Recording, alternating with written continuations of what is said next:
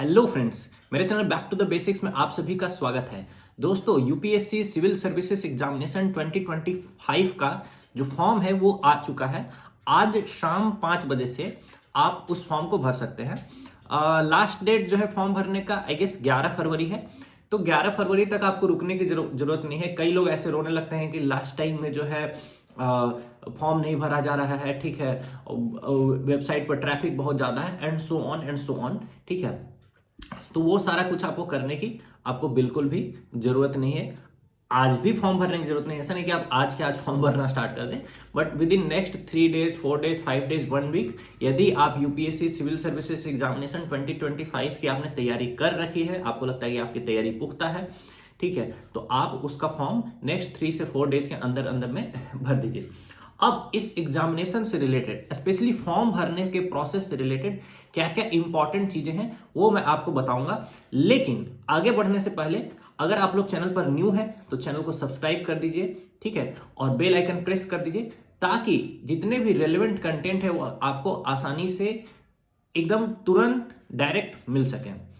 Prelims अगर आप निकालना चाहते हैं दोस्तों, तो यूपीएससी प्रीलिम्स के लिए स्पेशली मेरे चैनल पर subject wise, topic wise MCQs डला हुआ है। वो आपको यूपीएससी प्रीलिम्स निकालने में काफी ज्यादा हेल्प करेगा। तो जैसे आप पॉलिटी रिवाइज करते हैं तो पॉलिटी के एमसीक्यू जा करके आप कवर कीजिए, हिस्ट्री रिवाइज करते हैं तो हिस्ट्री के एमसीक्यू जा करके वहां से आप वीडियो से कवर करिए। इस तरह से आप जब सभी सब्जेक्ट्स का MCQs back to the basics channel से कवर करते जाएंगे दोस्तों, तो आपको मैं एकदम गारंटी देता हूं कि आपके मार्क्स में काफी ज्यादा इंप्रूवमेंट आएगा और आप प्रीलिम्स को इजीली एकदम क्रश कर सकेंगे। तो दोस्तों, अब यूपीएससी सिविल सर्विसेज एग्जामिनेशन 2025 का फॉर्म से रिलेटेड मैं आपको बता दूं। वैकेंसीज कितनी है? तो 979 वैकेंसीज हैं, यानी कि 979 वैकेंसीज है। लगभग इतनी ही वैकेंसीज हर साल आती है। 1-2 साल पहले यानी कि इलेक्शन ईयर में जो है 100-200 वैकेंसी ज्यादा हो जाती है, ताकि एक न्यूज बन जाए कि वैकेंसीज बहुत ज्यादा बढ़ गई, जैसे 1100 हो गई या 1050 हो गई। बट हाँ, रफली इतनी ही वैकेंसीज आती है। पहले तो और भी कम आती थी, ठीक है, जो मिनिमम थी वो 600-650 तक चली गई थी। तो यू कैन से कि हाँ, डिसेंट नंबर ऑफ वैकेंसीज हैं और आपके सिलेक्शन के चांसेस ठीक ठाक हैं अगर आपकी तैयारी पुख्ता है और थोड़ा सा आपके ऊपर भगवान का और माँ बाप का आशीर्वाद है तो, ठीक है। तो ये हो गई वैकेंसी, यानी कि 979 वैकेंसीज। दूसरा दोस्तों, एलिजिबिलिटी क्राइटेरिया, यानी कि आपका किसी भी सब्जेक्ट में ग्रेजुएशन होना चाहिए, ठीक है। दूसरी चीज ये है कि एज आपका होना चाहिए 21 ईयर्स मिनिमम। सभी के लिए एप्लीकेबल है 21 ईयर्स मिनिमम एज, ठीक है। मैक्सिमम एज जो है वो डिफरेंट कैटेगरीज के लिए अलग अलग है। जैसे कि जनरल और ईडब्ल्यूएस कैटेगरी के लिए जो मैक्सिमम एज है वो है 32 ईयर्स। सिमिलरली जो ओबीसी कैटेगरी है उसके लिए मैक्सिमम एज है 35 ईयर्स। जो एससी एसटी कैटेगरी है उसके लिए मैक्सिमम एज है 37 ईयर्स, ठीक है। बाकी पर्सन्स विथ बेंचमार्क डिसेबिलिटीज के लिए, और अगर कोई पर्सन है आर्मी से है तो उनको 5 साल का एज रिलैक्सेशन वगैरह मिलता है। वो सारी चीजें अलग है। मैं आपको बता दूं कि जो एज काउंट होता है दोस्तों, ये ध्यान देने की बात है, एज काउंट होता है हमेशा 2 अगस्त से, यानी 2 अगस्त को आपका जो एज होगा that will be counted, okay. तो 2 अगस्त, जैसे कि मान लीजिए 2024 को आपका एज 21 से प्लस होना चाहिए और 32 से कम होना चाहिए, ओके। तो ये हो गया दोस्तों आपका एज का क्राइटेरिया, ठीक है। वैकेंसीज हो गई 979 और एज इतना हो गया। अब फॉर्म भरना कैसे है आपको? तो पहले आपको ओटीआर भरना होगा, 1 टाइम रजिस्ट्रेशन, और ओटीआर के बेस पे आप जो सिविल सर्विसेज एग्जामिनेशन का फॉर्म भरेंगे।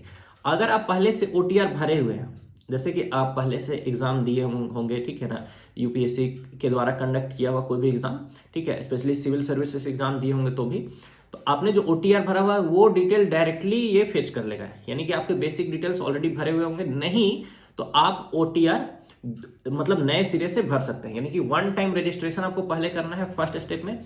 सेकेंड स्टेप में आपको क्या करना है दोस्तों?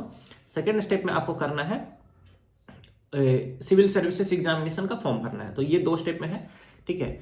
नेक्स्ट पॉइंट में आपको बता दो दोस्तों, फोटोग्राफ जो है वो लास्ट ईयर से ऐसा था कि आपका फोटो के ऊपर मतलब फोटो का आपका पासपोर्ट साइज फोटो होना चाहिए।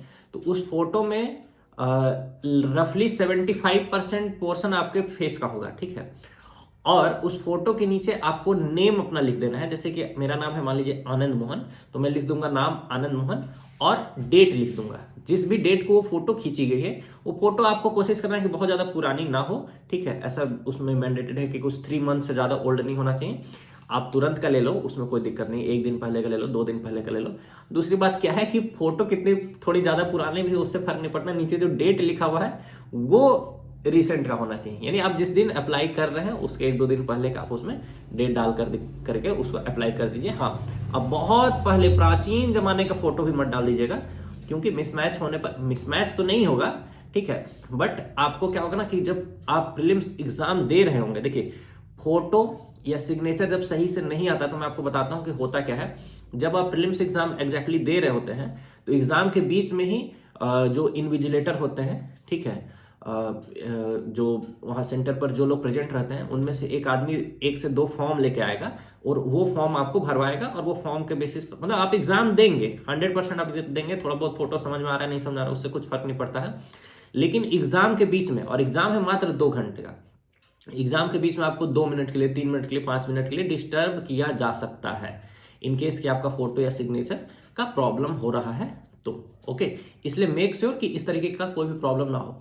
दूसरी बात यह है दोस्तों कि जो फॉर्म रिलेटेड अगर कोई एरर हो गई, कोई त्रुटि हो गई, ठीक है, तो त्रुटि होने के केस में आपको कोई भी घबराने की जरूरत नहीं है। जिस दिन आपका फॉर्म क्लोज होगा, जैसे कि आपका होगा 11-12 फरवरी को लास्ट डेट हो जाएगा फॉर्म भरने का, उसके बाद आपको 1 वीक और दिया जाएगा त्रुटि सुधार के लिए। ध्यान ये रहे कि उसके बाद आप न्यू फॉर्म नहीं भर सकते हैं, ठीक है।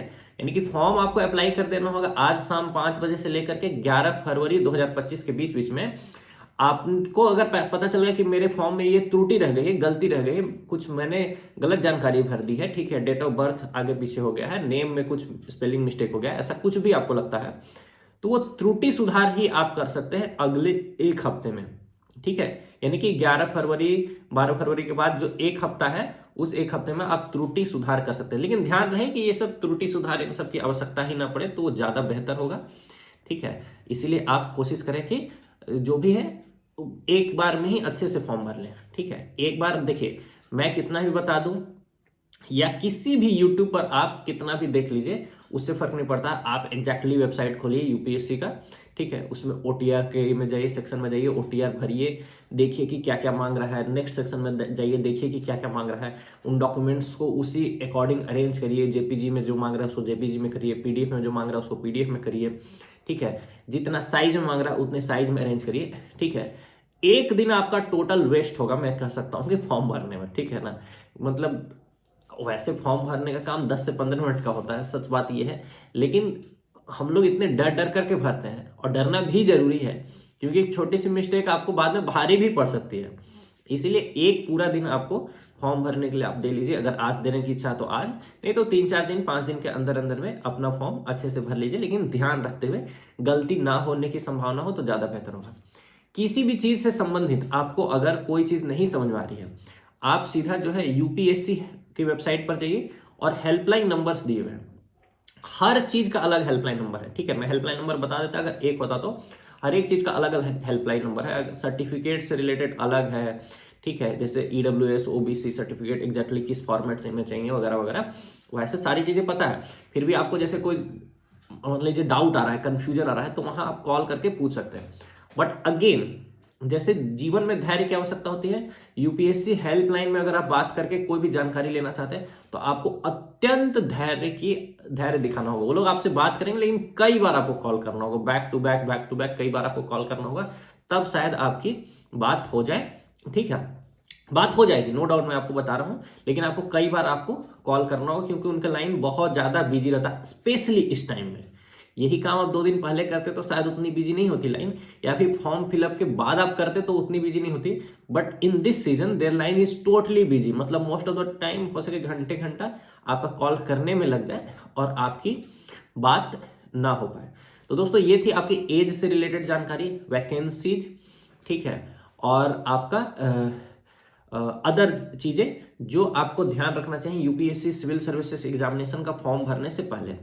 एक मैं आपको और चीज बता देता हूं दोस्तों, जिस भी दिन आप फॉर्म भर देते हैं, ठीक है, you have applied for an exam, for which you have 4 months in hand. अब आपके हाथ में 120 दिन बच जाएंगे। अपना बेस्ट दीजिए, give your best and leave the rest. बाकी सारी चीजें छोड़ दीजिए, परंतु अपना बेस्ट दीजिए ताकि आप खुश रह सकें। देखिए, जमाना तो हरामखोर है, वो बात छोड़िए उससे फर्क नहीं पड़ता है। जमाना आपको बहुत सारी चीजें बोल सकता है, आपको गिराने की कोशिश करेगा, ठीक है। और जमाना तो दूर है, फैमिली भी ऐसा कर सकती है, आपके रिलेटिव्स भी कर सकते हैं, ठीक है। उससे कुछ फर्क नहीं पड़ता है। आपने जीवन में सबसे कठिनतम परीक्षा से रूबरू करने का, साक्षात्कार करने का फैसला लिया है। ये अहम फैसला है। आपके शरीर में एक रोमांच उत्पन्न हुआ होगा कभी ना कभी, जब आप यूपीएससी के बारे में सोचे होंगे, जब विचार किए होंगे कि हाँ मैं यूपीएससी दूंगा। उस रोमांच को जीवित रखिए, आंखों में चमक को बरकरार रखिए, मेहनत ऐसे करिए कि ब्रह्मांड भी हिल जाए।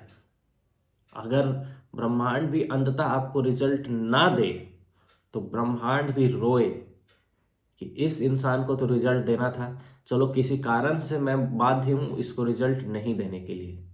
तो अपना बेस्ट दीजिए, give your best. 120 days, forget everything, do what ever is in your control, is in your hand. कुछ भी मत छोड़िए। आपको लगता है अगर कि सुबह उठ के पढ़ने से आपका एग्जाम निकल सकता है तो पूरा 4 बजे उठ करके पढ़िए। आपको लगता है कि पूरा रात भर पढ़ने से आपका एग्जाम निकल सकता है तो अपना रात भर पढ़िए।